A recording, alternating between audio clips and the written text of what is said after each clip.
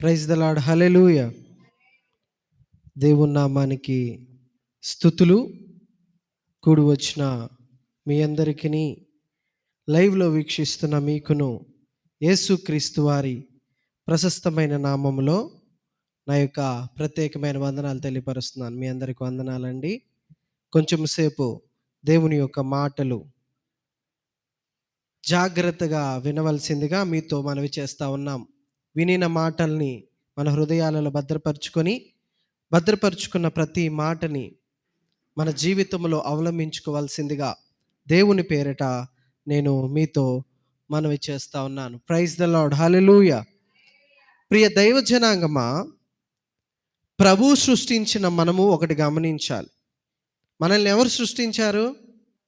ప్రభువే సృష్టించారు. మనల్ని అందరినీ ప్రభు సృష్టించారు కాబట్టి మనము ఒక విషయం గమనించాలి. వేదనతో కూడిన కృంగుదల అనేది మనకి ఉండకూడదు. ఏముండకూడదు? వేదనతో కూడిన కృంగుదల మనకు ఉండకూడదు. వేదన చెందకూడదా అంటే అలా అనకూడదు. వేదనతో కృంగిపోకూడదు. కానీ వేదనతో నిండిన హృదయముతో ప్రభువుని అడగాలి. దేవునికి స్తోత్రం. హల్లెలూయా. అప్పుడు ప్రభు ఆత్మ ఒక మార్గాన్ని మనకి చూపిస్తూ ఉంటుంది.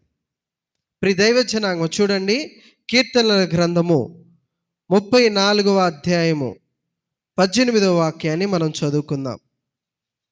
కీర్తనల గ్రంథము 34వ అధ్యాయము 18వ వాక్యాన్ని చదువుకుందాం. విరిగిన హృదయము గలవారికి యెహోవా ఆసన్నుడు, నలిగిన మనసు గలవారిని ఆయన రక్షించును. దేవునికి స్తోత్రం. హల్లెలూయా. చదవబడిన వాక్య నిమిత్తం ఒక చిన్న ప్రార్థన చేసుకుందాం. పరిశుద్ధుడా, ప్రేమ నమ్మకం కలిగిన మహా గొప్ప దేవా, నీ ఘనమైన నామమునకి లెక్కలేని వందనాలు, స్తుతులు, స్తోత్రములు. నైనా ప్రభువా, చదివిన వాక్యముతో మీరు ఏమైతే మాతో మాట్లాడదలుచుకున్నారో